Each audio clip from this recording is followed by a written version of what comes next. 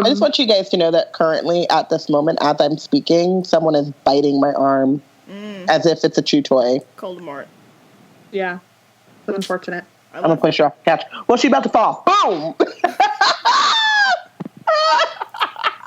You get too much joy out of that. Can't. Woo! Karma! It's time for Who Watch. Time and Relative Blackness in Space.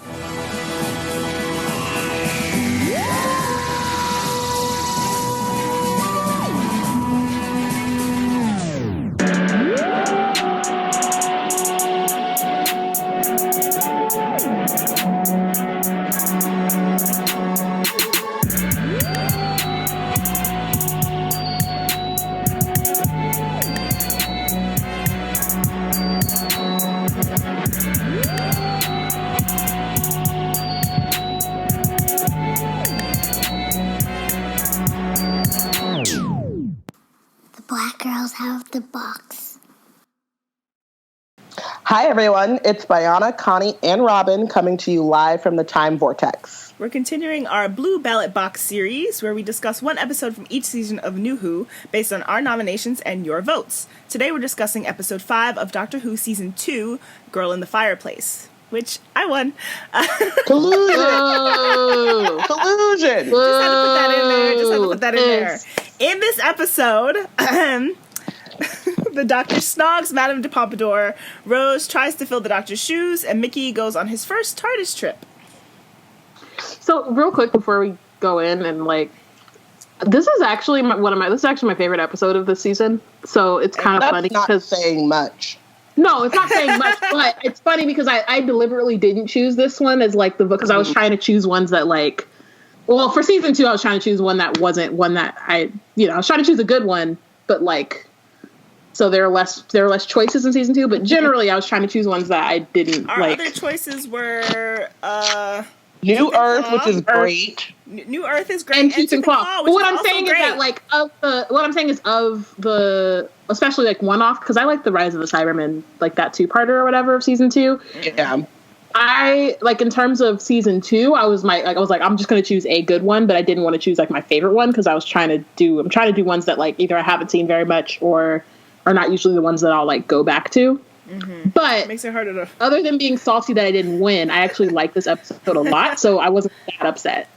Right. I could have watched any of them. So when Robin pulled out her video, endorsement video and was targeted campaigns to our TARDIS friends, I was like, well, girl gotta do. I ain't gonna escalate because I could watch any of these, but there's some ones in the future. I actually don't remember what we've nominated for the future episodes, but I'm sure there are some ones in the future that I will want to work very hard to not have to watch. Yeah. Yeah. Can I just shout all 3 of us out for not choosing Love and Monsters? Man. Dear her. Man, shout out to us. We truly are definitely gentle people and scholars. Definitely would have won. Oh, yeah. At what cost? At what cost? It is now perfectly balanced, as all things should be. Where we don't have to suffer for our art of this podcast. Yeah. And just a reminder that we can never open up nominations for the audience to vote on. No. Because we know y'all. We know. We know y'all. Y'all are messy.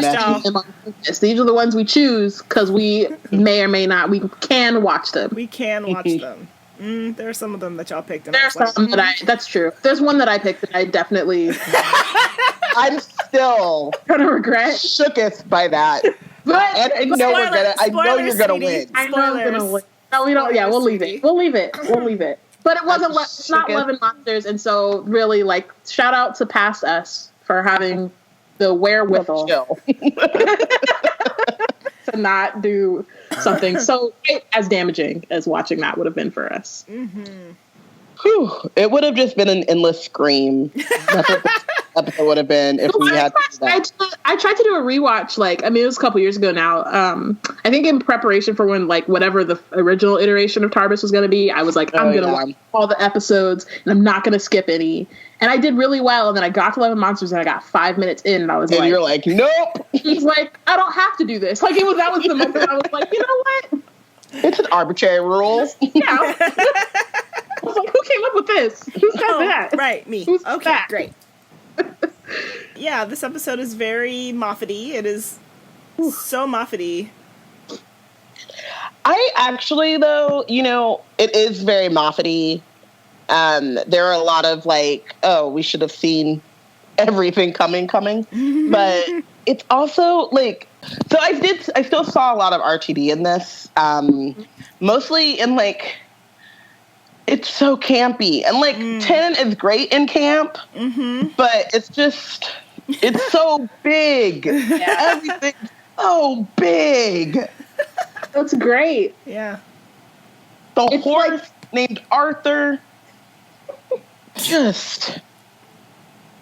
So we start in the 18th century, right? I literally just watched it. Well, it opens up in the 18th century, yeah. Yeah. So we meet baby Renette, adult Renette, and she's it's time, doctor, come to me. And she's speaking through a fireplace, and I'm like, this is not Hogwarts, lady. But isn't it? Together. It might be. Flu Network. It might be.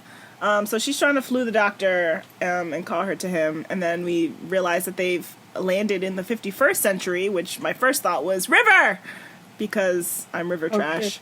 But at least you know yourself. I do know myself. But also I found it interesting that we were never in the present.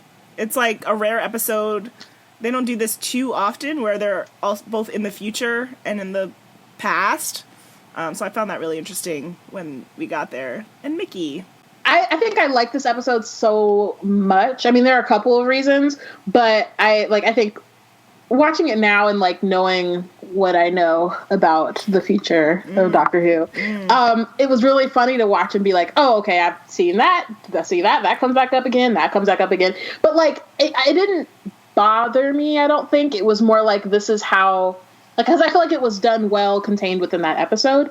My favorite part about this episode are the time windows. That's my shit. So honestly, the reason why obviously it's a show about time travel, so every episode is something to do with time travel, but the fact that we hop back and forth and there's this whole mechanism and way that we do this, and he keeps going back and he's on a spaceship and now he's in pre-revolutionary France, and it's just great. I love it.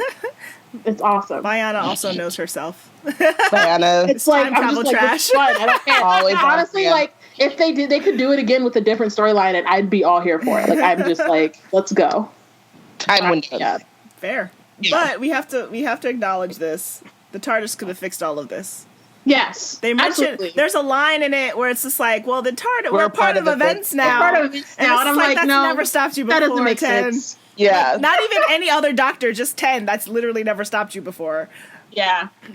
There were a couple moments like that where I was y'all could just use the TARDIS. You're just trying to ignore it. It's fine. It's fine. I see it.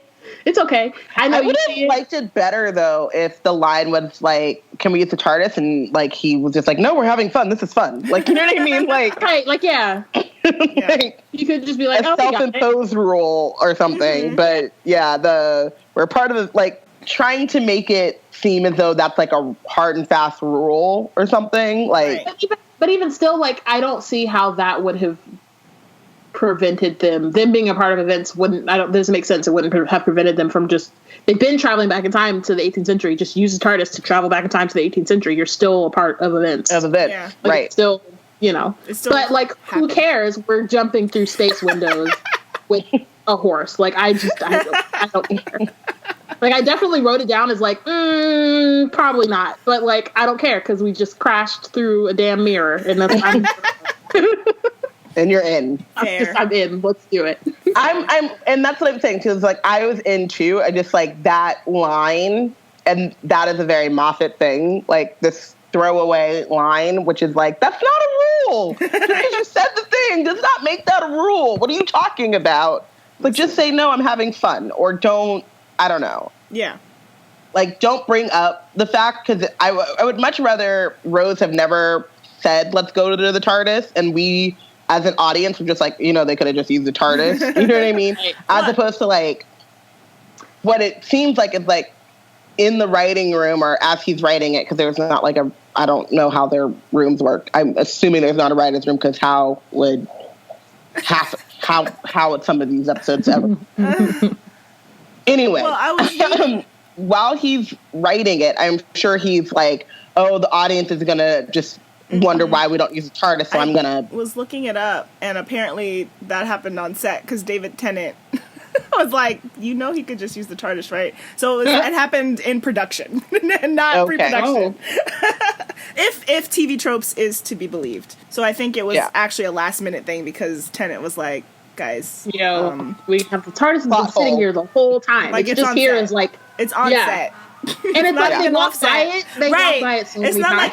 It's not like it's in a different room and they like keep forgetting it's there. It's like literally in the scene. It didn't explode and get like siloed off into another place in the ship. That happens. It locked them out. It could have locked them out. Yeah. Right. It could have been like, it could have landed them in the 51st century, but then the TARDIS was in the 18th. Like, there are other ways they could have had fun with that. But anyway, also they mentioned the TARDIS in order for the translation circuit, which I thought was fascinating, because Mickey's but she is speaking English, and it's like, nah. But I thought, the part that I actually thought was fascinating was that the doctor knows, and I guess maybe just because of context, but he was like, no, she's speaking French. And so it's like, is he always vaguely aware that they're not speaking English? Whereas like all of our like human characters are not aware until it's pointed out to them? Yeah, because he's not speaking English. Yeah. Oh. Presumably. Oh. Yeah. You're right. So at this point, he's used to that. Because when he goes back, he would have to still be speaking.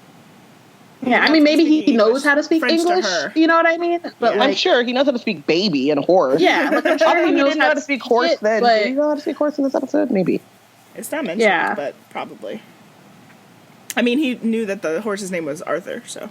Yeah, but also, the thing about like Mickey about this, like, and we'll get to Mickey stuff a little bit further, but like I did like that it's like another moment to introduce things, and it happens quicker than it would normally. But this is like Mickey's first time in the TARDIS, and like it's a good time, to or not necessarily. He usually does stuff on Earth, so it's his first time like in time. And so, or like, or in space. So it's just like cool for him to like, it's kind of like a refresher. Cause at this point we've kind of, all we've learned new, I guess we've done like the regeneration at this point, and that's like the new stuff we've learned, but this is like another moment for us to be like, okay, we're hearing it in English because, translation circuit, whatever. And I think it also gives Rose is not really in this episode, like she is, but like she doesn't really have an arc in the same way, right? But it gives her space to kind of do the doctor thing, which I think is interesting. And she's also like, but also in a very like Rose way, too. Are they technically together in this episode, Rose and Mickey? I don't think so, because I was just very... Obviously, we skipped around, and I skip around season 2 a lot because these episodes are trash. So I'm never really clear on when they're together and when they're like just hanging. And I think that's. I feel like they're always just hanging. Yeah, I think by Boomtown, I think that's when Mickey was like, "I'm done," but like he's not really done. But that's when he was like, "I peep game. I see what you're doing." Right. But he was also very much like, I see what you're doing, but I'm gonna still come when you call anyway. Yeah. Because they're not together, but... Because she was very obviously jealous of Madame de Pompadour, but also very, like, physical with Mickey. Like, the acting choices in terms of, like, their physical interactions was very, like, a mixture of... we were together, but also we're best bros. She was like, she had like her arm around his like neck and stuff in a very like, we're best buds kind of way, which always was the case. Like, even in the first episode, it wasn't intimate, but like, we're close, but you're just my bro. To me. So it was just fascinating to watch that, because having skipped the episodes where they identify what they are or aren't, I was just like, I can't tell. I think no, but again, it's always been no on her behalf. I was gonna say, like, I think that it's only semi-defined, and I still think it's I think she purposefully keeps it up in the air. Yeah. And it's not until the next 2 episodes, when they go into the alternate dimension, that Mickey is finally like, you know what, I'm gonna like stay where I'm needed and like wanted, and that's kind of when it like splits, and who knows what happens when she gets there for like good. Right. But she's got her we do. doctor. She just spends all her time like looking for the doctor because she died. Yes. Mm-hmm. So yeah, I mean, I think it's definitely like just they very clearly have history, but she's not really about it. But it's very much like, it's not a square, it's like a love chain. What's happening? Wait, why would it be a square? Because there's 4 of them. People. But that's what I'm saying. It's not. Madame de Pompadour. In this in this episode, yeah, it's a love chain. It's like Mickey loves Rose, who loves the doctor, who loves Madame de Pompadour, which is also weird, but like we'll get to that. Yeah, and she kind of loves him, but also loves King Louis. So it just keeps going. Yeah, who also has a wife. So like we just want to keep moving on. France. It's 6. We're like 6 people deep, and like whatever. You know, it bees that way sometimes. Yikes. Yeah, apparently. So speaking of Madame de Pompadour, I just find it so funny. I think it's worse with 10, though, that he really gets into these historical women. He like has Madame de Pompadour, Elizabeth I. Mickey mentions Cleopatra. Like, I know that the other doctors also have their little historical love affairs, but I feel like 10 is... I don't think it's more than 11. I think that... Wait. It's way more than 11, because 11 has River. No, we're talking about historical people. Didn't he marry Marilyn Monroe? And then there was also Nefertiti, but still.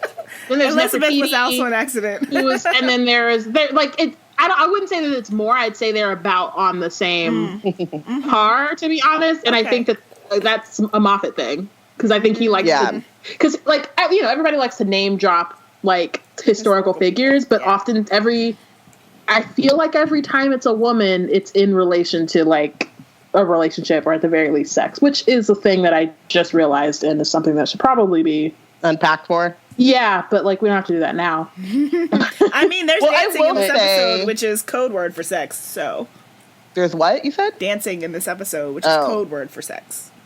Is it on the show? Yeah, the doctor is dance, and everybody's like, dances. I can't. It's like because it's always so dramatic. It's like, will you dance with me? And this, it's like, really? It doesn't. Just do a little jig, a little 2-step. In your life, like you don't have to. Extra. Everyone knows this? Yes. Well, I didn't necessarily know it until Connie said it, but when she said it, I'm like, yeah, that makes sense. Yeah. From the episode The Doctor Dances, which is all a big metaphor for the fact that you can't they're like, do you dance? Because didn't... Oh! It's been a long time since I watched it. Go here, y'all. I thought, Captain Jack can do a jig. He really can. I'm doing. He accepts any dance partner. Dance. He's like, look, Rose, I'm dancing. He's like, oh, you can't see because it's a podcast, but yeah, it's fine. Oh, yeah. It's like it's just a lot, but which is also a Moffat thing. Yeah. Well, I mean, like, specifically with the, like... And maybe it's not. Maybe it's just a Who thing. I mean, the Doctor Dances is a Moffat episode. Oh, yeah. No, that's a Moffat episode. Yeah. Sorry. I was meaning, like, the historical figures. Oh. I just feel like that's a thing. Yeah. I don't know that that's specifically him. It just comes up a lot with 10. On screen more. I think a lot of 11s are off screen, which is why it's more in the back of my mind. Definitely. It's mostly just, like, referenced. Yep, if you go to the TARDIS Wikia, according to the Doctor, the human race has a focus on breeding with aliens by then, using dancing as a euphemism for sex. It's like in the description of the episode on the Wiki. Whoever danced. I can't. I'm sorry. I think... Okay. It's just so, like, I mean, Rose is trying to teach the Time Lord how to dance, but he's having trouble remembering how. My. Okay, let's get back to this episode. in which he dances with Madame de Pompadour. She invites him to dance, and then he goes off and he returns completely wasted. I actually am curious how long he was there. 5.5 hours. No, but that's at the end. But also, that's on Rose's side. He could have been there much longer. The time wasn't the same. Right. Yeah. So I'm curious as to how long he was hanging out with her there. No. Well, no, he was just there for the party. So that's, Okay. They probably. I could have sworn it was 5.5 hours. That's at the end when he's trying to get back. Always wait 5.5. Oh, okay. Yes, at the very end. All right. The party, though. I just watched that. Watched it. The party was when he basically ditched them. Yeah. He was like, go back to the ship. And she was like, you trying to dance? And he was like, right now? Who all going to be there? And so that's what happened. And so then they danced. He did say that. Things that I'm forever grateful for this episode is I did not realize that Madame de Pompadour was a real person. Mm-hmm. Historical figure. And the way he, said it, and I figured this out a previous watch, because the way he was like, I just snogged Madame de Pompadour, and I was like, okay. Good for you. Sure, bruh. You've also snogged the queen, so why are we super excited about this one? So I think that was very cool, and then in a very funny twist of fate, I guess, I don't know, she shows up in Casanova, which David Tennant is in. I watched afterwards, but yeah, I was doing my Googles on Madame de Pompadour. I didn't, she seemed cool. Yeah. Basically. I was I learned that Pompadour is a place. Today I learned that Pompadour is a place, and not just a hairstyle. Obviously I know she wasn't named Madam of this hairstyle. I understood that Pompadour comes from her, but I hadn't been sure where Pompadour came from. I wasn't sure if it was a euphemism for something, Madam of the Shields or something, something that she did or was involved in, rather than they literally needed to title her, so they named her after the place. They gave her a title of this place. So that's what I learned today. I learned nothing else. I also learned that the black woman who's hanging out with Renette, it was Guinevere on Merlin, which I did not watch, but I appreciated that both shows... I love her! I appreciated that both shows were black people existed in this time that white people didn't think they existed. Not to give... even though they built everything. Right. Who doesn't deserve that many cookies for it, but... I just was like, oh, hey, she's black. And then I Googled her, and I was like, oh, hey, she was black in that other thing. Yeah. She was also black another time. She was historically black. Yeah. Yeah, so I just kind of, I guess, getting into Madame de Pompadour and the Doctor dancing. It gets weird, awkward. Listen, it starts weird. He shows up in her bedroom at 9. Because she's 9 years old. 7? 9? I don't know. She's a child. I don't know. She's 9. She's I don't know. 7, 8, 9. I don't know. She's young. She's a child. She's a child. She's not yet in her double digits at the very least. And he talks to her twice as a kid, and kids are impressionable.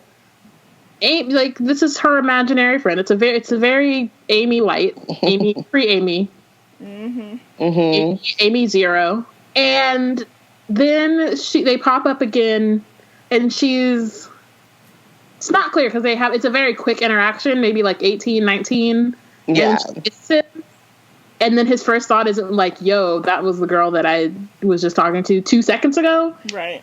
He finds out she's Madame de Pompadour, and he's like, well, shit, look at me. I'm out here big balling. But not wow, that was a literal child not 5 minutes ago for me. Right. Yeah. And he completely forgets that very quickly. He literally sees her, and he's like, she is grown. Right. Yeah. Grown.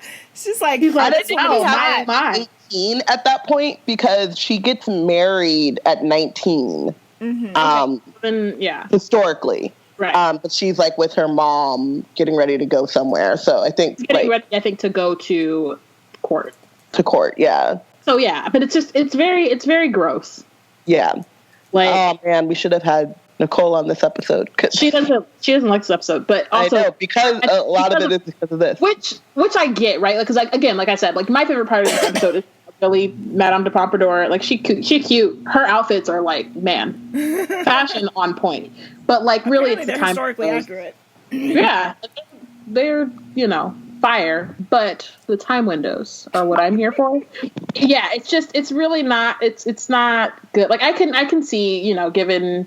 And we even see it with Amy, like, you're a child and this, like, fantastic dude comes through and he's, like, magic and he's doing all this weird shit. And then, there are monsters and he vanquishes them or whatever.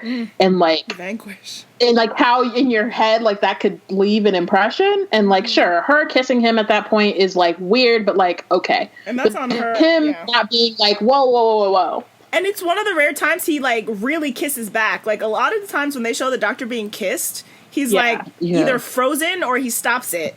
And they very Which is clear with was, Amy. like... Right, like, with Amy, he's like, no, hold up. And then, like, there, even Elizabeth I is sort of just like, what's happening? So... This is one of the few times we see him reciprocate the kiss, and they zoomed in, and I was like, oh, okay. Yeah, and he was they played it as, like, a love story. By the end, like, he's, like, grieving, completely like, he lost his one true love. And I'm like, y'all you only really know her for a day. Yeah. Yeah. And she done seen you, like, maybe 5 times over the span of her entire life. So let's, like... And, like, when he sees her when she's young, it's very quick. Yeah. Like... He doesn't know anything about her personality. It's very much an Amy thing where he, like, shows up and then he leaves. He comes back again 5 minutes later, and she's like, that was months ago. Right. And then he leaves again, and then she's like 18. Right, and then he doesn't. I guess. Well, she kisses him, and so, but he was already like, "Ooh, she hot," and then she kisses him, but then he figures out that it's Madame de Pompadour. So he was already into her before he knew who she was.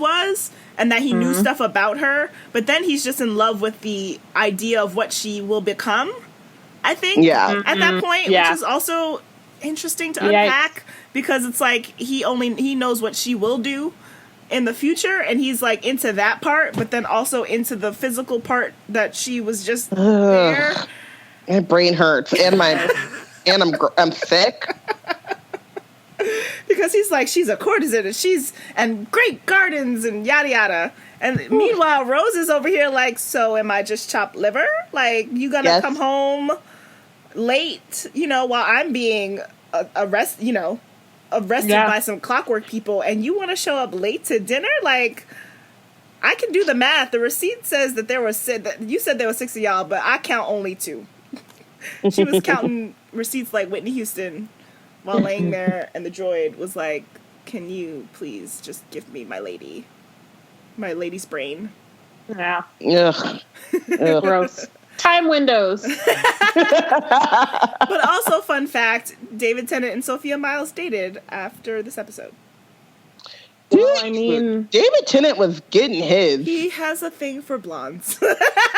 Oh, gross. That's fine. Stop? He married the blonde. I'm just saying, like, he was using Doctor Who as a dating service, and I'm a little bad at it, but also not that bad at it.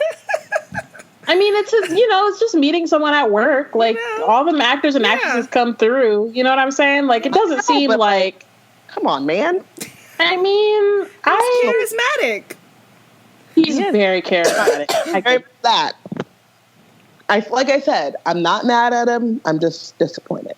I'm not mad. And why are you disappointed? I just feel like... What's there to be disappointed about? Yeah. He was on that show for how long? That's like his life for how long?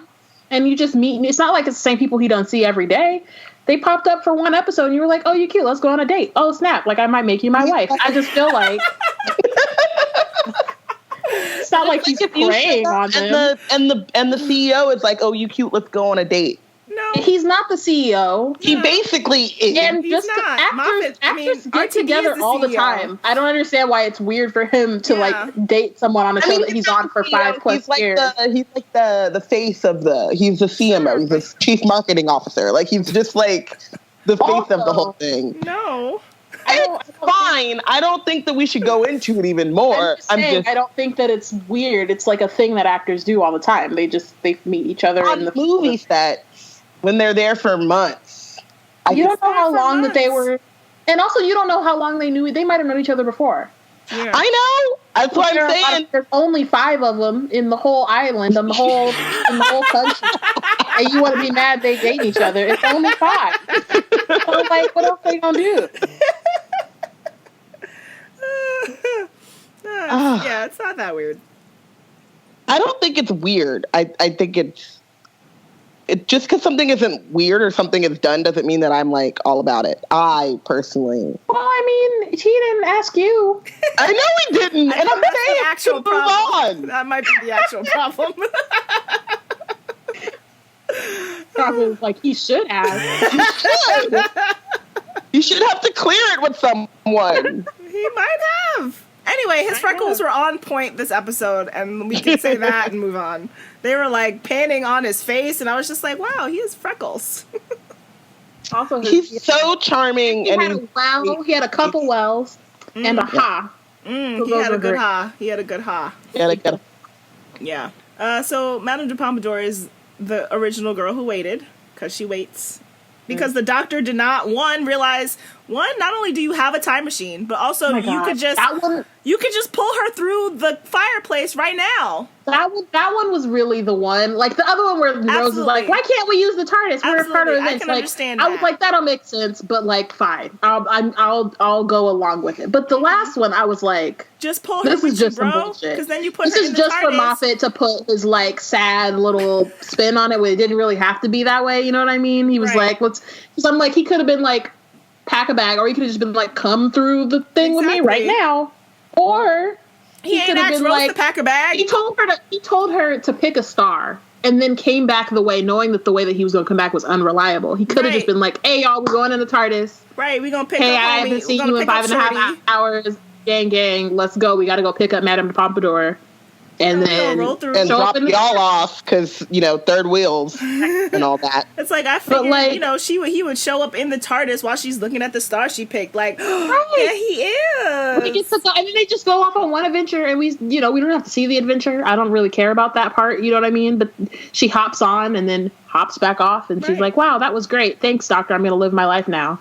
Instead, we just get him like all sad. He's a little sad puppy dog. Well, I mean, once he gets the letter, once he sees that he comes back and she's dead, that's it, right? Like, that's kind of known. He doesn't like hop back except for that one time. My headcanon is that he could have, but I don't think in the narrative, I don't think he does. But in my mind, like whenever she wrote that letter, could have been 2 days before she died. In theory, she could write the letter, leave it, and then it never gets to him. Like, he just knows he can't take it. Like, he could go back and see her one last time before she dies, and then he goes off and lives his life. But she has already written the letter. Go back to the time when he could still go back to the time when he told her to pick a star and pack a bag.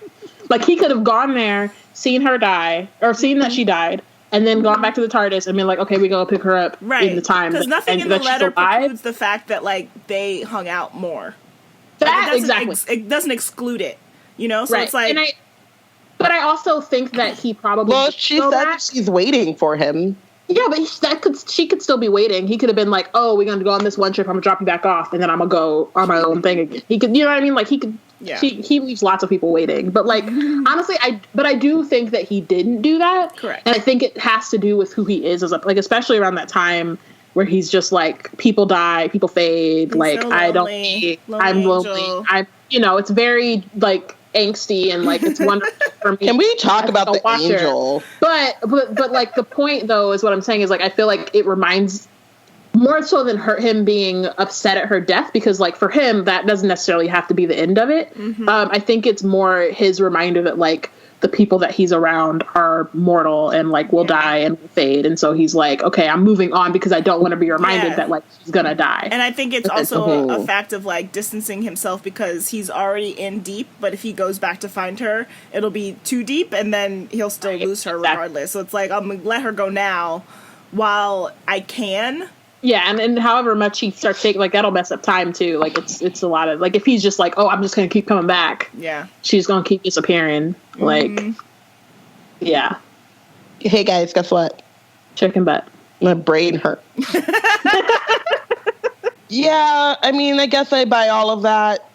I don't buy, and I know, like, you know, Hollywood or TV or whatever, but, like, you really, like, you just met her. So, like, what do you mean he can't go back or can't leave and your heart's not broken? Like, you don't know her. But yeah, that's what I'm saying. That's what I thought. I don't think that his sadness is about her. I think it's about him.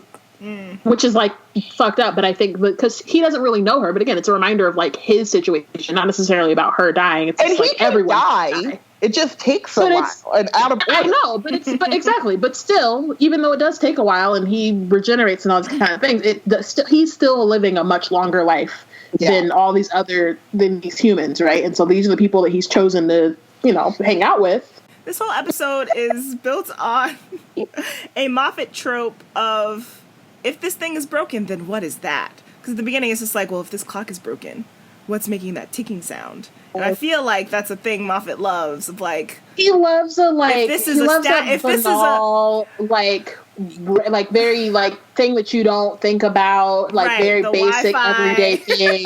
Wi-Fi, the statues.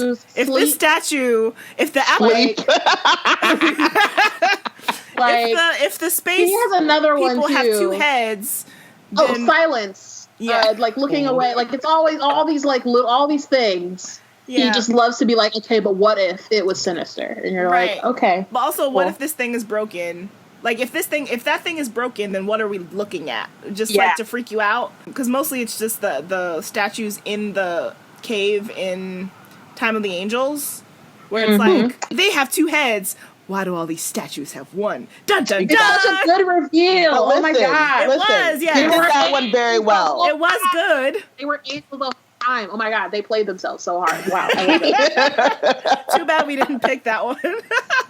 Not on our season 5 list because it's a double episode, but we'll get to it one day. There will be another hiatus and we'll figure out how to get to it. It's a good line and a good episode. Absolutely. It's just this episode also has that same trope. Also, this episode was nominated for a Nebula and won a Hugo, so I'm like, is that why Moff returns to these tropes over and over again? He's like, this works for me. That's not why. That's not why. It's not. Because he didn't think, first of all, that anyone would notice, which I didn't for a very long time. So, like, you know, kudos to him. But also, I think that, like, it's probably just the things that he, like, I feel like a lot of times writers have specific things that they're really interested in and, like, specific things they're interested in exploring. Usually it's not so obvious. Like, I think the only reason at least for me, it took a while for me to peep that that's what was happening, or at least to like draw parallels between this episode and like Moffat's overall run, is because there's a lot of time in between and a whole lot of episodes, and he has more time to do things. But I feel like, I mean, this is maybe this is like his playing ground. Yeah. Like, I think his bag episodes in where this episodes that he has within RTD's run then gives him like, it's like, okay, I want to try this here. If it works, then maybe I'll expand it. Do it bigger. Or like if I like it or whatever. Because I think that there are still things from like the Doctor Dances, the Empty Child, and then Silence in the Library, even Blink. Like there are certain things that he uses in those that then like he just expands upon in his own run, and like for better or worse. I feel like they hit harder for me in the individual episodes most of the time. But yeah, I just think that it's like those are the things that he's interested in exploring. Some of those things I'm like, you could probably leave, but those are just like what he likes, I guess. I also think too that a lot of it is true. But then also as he goes on, he puts too much on his plate. So then he goes back to these things and he's lazier with them. So then they stand out as like, oh my God, we've done this. Like, you know what I mean? Like, and I think especially towards the end, the repeats are much closer together. Yeah. So then really you can notice it versus like the River and Amy thing with Madame de Pompadour. Like, I didn't really think about that until a few rewatches in, and then I was like, oh. But because it was so far apart and they're separate, you know, they're separate characters and different situations or whatever. And they're not interacting with each other. And, exactly. Yeah. I also think that like, with Moffat, there is, again, there's a laziness and I don't want to say lazy because he wasn't lazy. He was decidedly overworked, doing the most, doing too many things at once. Too many things. and not knowing how to delegate properly or whatever. But he falls back on these tropes a lot. Mm-hmm. And because he's overworked and stretched too thin, they're not as, like, I think that this episode, he does a very good job of, like, setting those tropes up. And, it's, if that clock is broken, then what are we hearing? He does it, like, you know, the one time, and then the clock is, like, then you're kind of looking out for it. Same thing with, like, the angels, like, in Blink, when he, like, does the reveal of what an angel is, like, tell me that the rest of, like, the time whenever they would pass by a statue, you weren't like, wait a second. You know what I mean? Yeah, when I would pass by a statue. When I pass by a statue, I'd be like, let me not blink. And so he did them, and he seated them very well. Yeah. And so they also are kind of the things that stand out in your mind, like the Vashta Nerada and the shadows. Like, I was walking around counting shadows for a while, you know what I mean? And so, like, because he does them really well in RTD's run, we also, like, someone's over him and can control him. Rein him in. But we're also, like, we're looking for those things then, you know? Because they like, stand out in our mind. Yeah, once you see an episode is written by Stephen Moffat, you know, like, what you're about to get into, and so you're looking for it harder. Yeah. And I think that's also why I say for better or worse, because, like, obviously, like, the way that he's approached it has done, like, on the one hand, we've gotten a lot of really good episodes, but then we also get things like the King of France talking about, she waited for you, you know how women are. Like, it's just like it's like you get the good and you get the bad, and you're like, why? Because that was unnecessary. You didn't have to say that. It's so funny, too, because when I started watching Doctor Who, I would, like you said, like, I would see Stephen Moffat's name and I'd be like, yes! Right. Like, this is going to be a good one. Mm-hmm. And it's also like that fall from, like, I think he was so far up in our minds too. Is that when you start to notice it, the fall is harder, and it's just like, oh my gosh, we were liking all of these things, and they're still not bad. It's just you start to notice the flaws even in the good stuff, whereas before you could see it with the rose-colored glasses or whatever. But once you start to notice it, and once it starts to get worse, then even going back is hard, and so it's hard to enjoy it overall. Yeah. Because, I mean, like, even like seasons 1 and 2 of Sherlock. Seasons 1. Seasons 1. The first 3 episodes. 1, parentheses 1. To an extent. But, I mean, at the one point I was like, you gave me Benedict Cumberbatch and you took him away. That's, you know, art. Art. Performance art or something. It was something. But yeah, so I think that that's kind of also the case, is that he put him he did very good work and put himself up on a pedestal. Or we put him on that pedestal, I don't know. But the fall was rough. It was rough. There were a lot of broken bones. Indeed. Mickey moments. Yay. Mickey Mouse. I found out for the first time paying attention in this rewatch that he actually does go back in time. It only for a second. Right. Yeah, it's very brief. brief. He steps out. He steps into 18th century France and it's just like, I'm good. Goes right back. We gotta go. Yeah, that's really what it was. Times. The first time he has the gun and he's looking around, he's like, we gotta go. And the second time he's like, hey, Rose, we gotta go. Again, he landed in 18th century France and was like, I'm good, let's go. Because he would follow Rose if she was like, we're going to go exploring, because that's what they do on the ship. She's just like, I don't listen to the doctor, right? He's just like, you don't? And she's like, no. And she goes off and he's like, I'm going to come too then. I'm like, you two Gryffindors, like, I need y'all to stop. But he did take that gun. He did. So he was like an ice gun. They didn't know how to use it. And the doctor was like, no, it was a fire extinguisher. But, Mickey was like, but it's an ice gun, though. It's fine. I know the truth. I know the truth. Tell the truth. Yeah, I mean, I appreciated it because, like, so we didn't watch the episode before, but a lot of times, like, leading up to this, Mickey has been like, him and the doctor have been really antagonistic, and like, I don't want to go with you. Like, he's the guy in the chair when they are, like, in the present, but it's mostly for Rose and not so much for the Doctor. And I think at one point, maybe it was after, I want to say Christmas Invasion, where the Doctor invites Mickey, and Mickey is like, nah, don't let me, I'm not doing it. And so then when Rose asks Mickey, the Doctor's like, nah, you can't come. Like, they have, like, this understanding. But then it's after their adventure with Sarah Jane that he's like, you know, I might could, like, do this. I could do this. Like, yeah. might as well try it out. You know? Yeah. And he was hopeful, and he was braver than he thought he was, and, you know, all that stuff. And so he got, you know, I think he wanted to prove something to himself and to Rose by that point. Yeah. Because, For sure. like, he'd already been like, no, I don't want to. But he's also, like, out of his depth at the same time. Yeah. Like, so there's, like, a part, I put it in quotes to the TARDIS, but I'll just say it now. Like, when they're talking to the droid, and they're like, what, like, why are you doing this? Why did you hook up these people to the ship? And they're like, oh, we don't have the parts. And he's like, that's always what it comes down to, isn't it? The parts. And it's like, that makes no sense. You don't even know what you're saying. But, like, it kind of just encapsulates him, like, in this moment. Like, what? he's like, I'm gonna try to sound cool. Some sort of innuendo, yeah. No, he's just very much like, I'm gonna try to sound cool. I'm gonna try to seem like I'm a part of the squad and I know what's happening, even though I don't know what's happening. And so I just thought it was really cute because I'm like, I mean, you know, you tried. Good job. Do you like this is his first Mickey with a big gun, and then he really knows how to handle it next time. Yeah. That is a euphemism. Yeah, I was really like dancing. I was like, I can't not say it. I just feel like, no, that's what she said. It is. Yeah, that's what you said. You are she. Like, sorry. You are she. I couldn't let that one go. I mean, I heard it too. You know, and you know me, and I usually don't hear them. I usually don't. But I heard that one. Mickey with the big gun. Yeah. But yeah, I mean, like, Mickey's come a long way from the last episode we watched.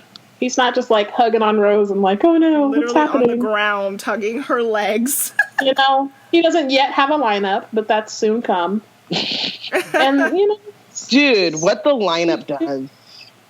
Well, it's like, I mean, I know we're not going to watch the Cybermen episodes, but it happens right after this, and I was shook when I watched it the first time. I was like, wait. It changes acting. It changes acting, it changes his whole physicality. Thing. He's like, oh, this is what I look like with the lineup. I was like, when did Mickey get fined? It was. I'm pretty sure I said that out loud when I was watching it the first time.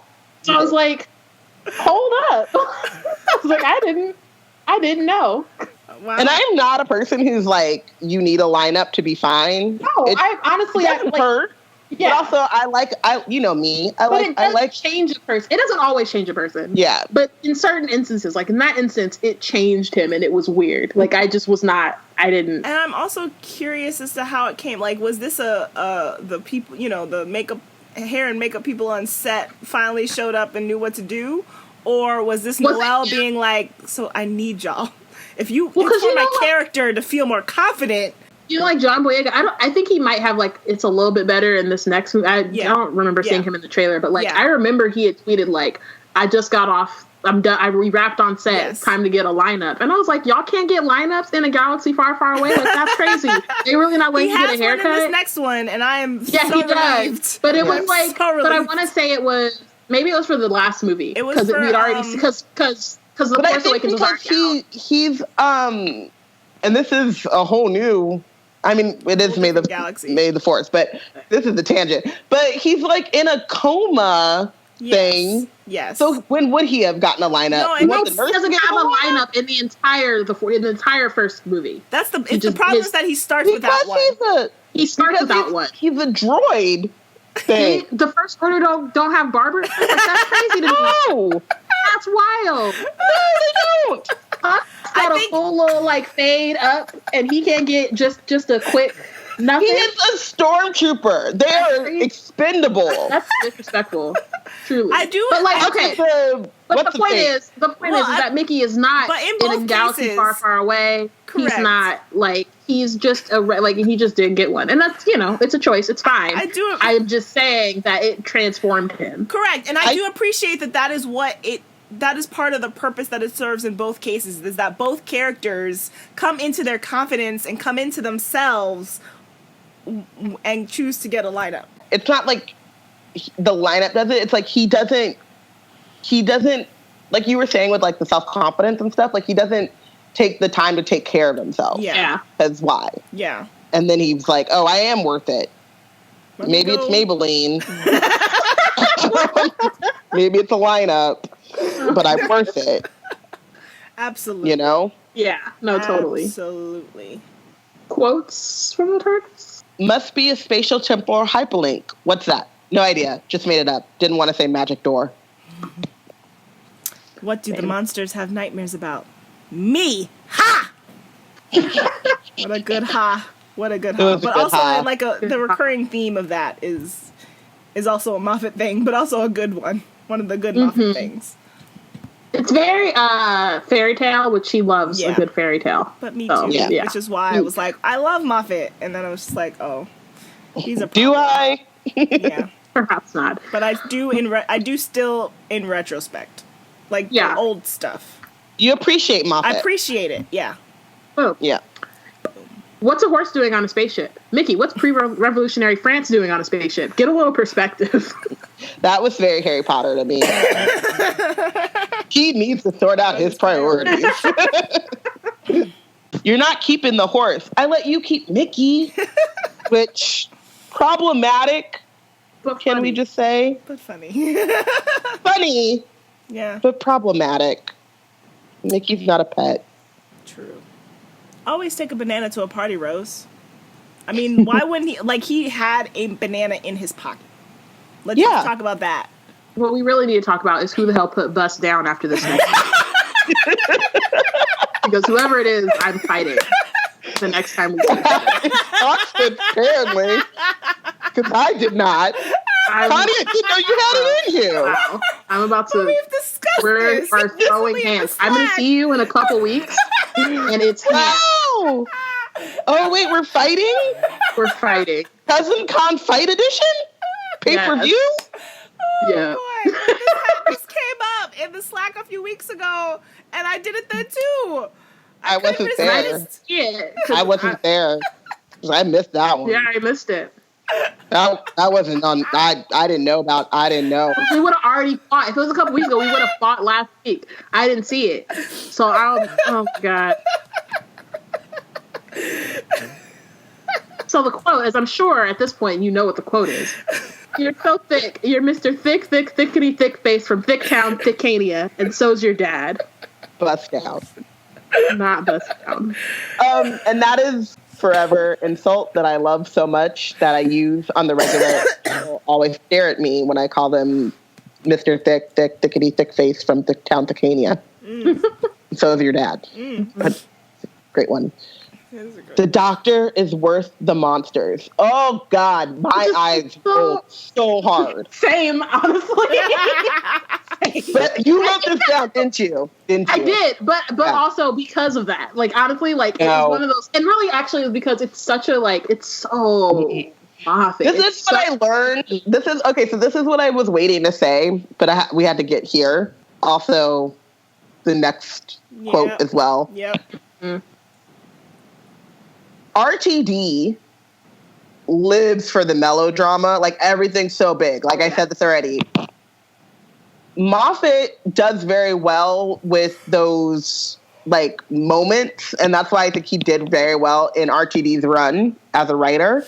Having, I felt like what it was RTD's like, we need more, and then Moffat's like, okay, here you go. And that, like, tug of war or whatever worked really well. Mm-hmm.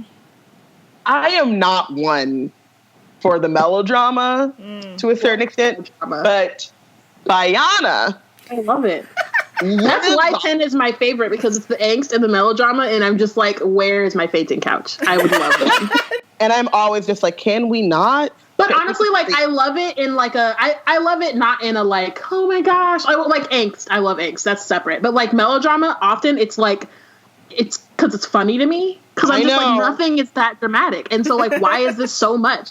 And it just fascinates me. And so in this case, like, I rolled my eyes at the Doctor is worth the monsters, but I think that part of it is, like, that's, like, the whole, like, that's the entire theme of Moffat's run, is the Doctor is worth the monsters. Like, I'm pretty sure River said Also something that very he's similar a to that. monster. I'm sure, and that he's a monster. Like, Amy has said something along those lines. River has said something along those lines. Clara might have, like, it always happens. And so in my head, I'm just like, why? Like, just calm down. It's not that.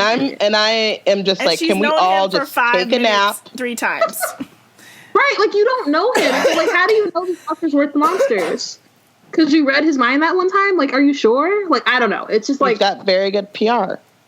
Man, it's a lot, but it's like, it cracks me up. And speaking so of more that's melodrama...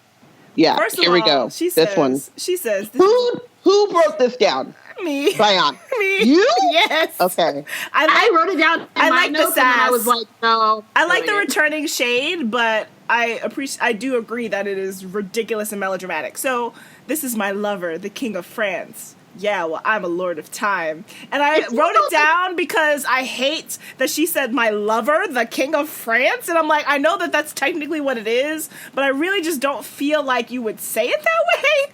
But then I just appreciated that he's, you know, his little jealous snark of like, I'm a lord of all of time. Like, I'm about to fix these clocks. Like, it's also such a like man, like absolutely, absolutely. Thing, they were measuring, like, and I needed them to chill. But I thought Ten's comeback was funny. Yeah, and I was like, really take a nap. Just, yeah, it's not that serious. Like, yeah, y'all are both you'll be okay, Ten. It's fine. That's what makes melodrama hilarious. If you're the Lord of Time, do you need to tell everyone? Yes. Have you met the Doctor? Also, he's the only one at this point, so he's just like, I am the only Lord of Time. Time Lord Victorious! Time Lord Victorious. Oh, no. Wonderful. How long did you wait? 5.5 hours. Good. Always wait 5.5 hours. Which like is good, but also, literally after 6 hours, the TARDIS sends you home. But if they're not in the TARDIS, does it do that? Because they weren't in the TARDIS. Mm-mm. So does the TARDIS just dip? The TARDIS just dipped. Just I mean, the TARDIS probably scoops them up. Like, let's go. It's time to go. They in close. If they're in close enough proximity for the translation circuit to work, I feel like the TARDIS could scoop them up to take them home. Like or emergency the TARDIS, protocols. Like, I don't care. So bye. But I think he only programmed it to take Rose home. Or like that was so the would point. have left Nikki? No, that's not what I'm saying. I'm just saying that like the TARDIS isn't gonna leave after 6 hours. It's gonna leave after 6 hours if a companion's on board that needs to go home. Okay. In my head canon. I'm not saying that that's wrong. I'm just saying in my head canon, the TARDIS is petty. And it's just like, you know what? I mean, it would leave 6 hours. I'm not waiting to land. I got somewhere to be. The TARDIS would definitely leave Clara because they were not feeling each other for a long time. All right, check out blackgirlscreate.org. Follow us on Twitter at WeBlackandNerds. Use the hashtag TARDIS to talk things Doctor Who. And join our Slack where we have a channel dedicated to conversations about Doctor Who, which you can find the way to join our Slack at blackgirlscreate.org/community. Yes. There's rules, and then there's a sign-in thing, and then you just join, and then you join our Who Watch channel, and then you just talk about Doctor Who. And it's great. You don't just talk about Doctor Who. But, that's why you come, and then... No, I'm saying you talk about Doctor Who, and then people ask you 80 billion questions about Doctor Who, and then you have to think about Doctor Who, and then there's like, I fail to see the problem so far. There's no problem. I'm just saying. Don't think that you're going to be like, oh, I like that one episode. We're going to be like, and... She says this because one of our Slack members is watching it for the first time, and I have so many questions, and I need to be updated. Right, what's going on, Martina? Where are you? She's not even listening to this. I know, because she's watching it for the first time. So, right. So if you do know someone new to Who, we will just want to know everything about their Who journey. And also rate and review us on iTunes and where podcasts are found. TARDIS is a part of Hard Knock Media. We've joined the Nerds of Color podcast network, including the podcast Hard Knock Life, Southern Fried Asian, DC TV Classics, Asked by Girls, Desi Geek Girls, We're Not All Ninjas, and That Moment. You can check out all of these podcasts at hardknockmedia.com. That's hard knock, NOC, media.com. Thank you guys so much for listening. We'll be back next month talking about an episode from season 3. So make sure you keep an eye out for the Twitter poll that we're going to put out and vote for the episode we should discuss. You'll be choosing between the Lazarus Experiment. Gross. So that must have been Robin who picked that one. 42. Goo Goo. Woo, 42. No. And the Shakespeare Code, which has a Harry Potter. I think I'm going to win again, you guys. So I do want to say one thing. Shakespeare Code is Amina's favorite episode. I do want to say something. I do want to make something clear just for voters. This isn't what episode you like most, which I don't think that everyone is doing this, but I just want to make it clear. No. Because y'all, I mean, you can watch them, obviously, but like you also can just watch them whenever you want. This is what episodes we're going to watch separately without any commentary on Twitter, none of that stuff. And then we're going to discuss it. So it's more which one do you want us to discuss the most, not so much which one you like the most. Yes. Most of y'all probably have that, but just like a reminder. Correct. But also, this is a community that loves both Doctor Who and Harry Potter. And but we have enough Harry Potter and Doctor Who like crossovers. Like that's not new. There's nothing novel about that. We do that all the time. We do it all the time. Also, wow. Goo Goo. No, we can't hear you. Your audio went out. Audio went out. Somehow you dropped something. And can't hear you. Sorry. On that note, bye y'all. And we will talk to you next time in space. Don't forget to vote. The black girls have the box.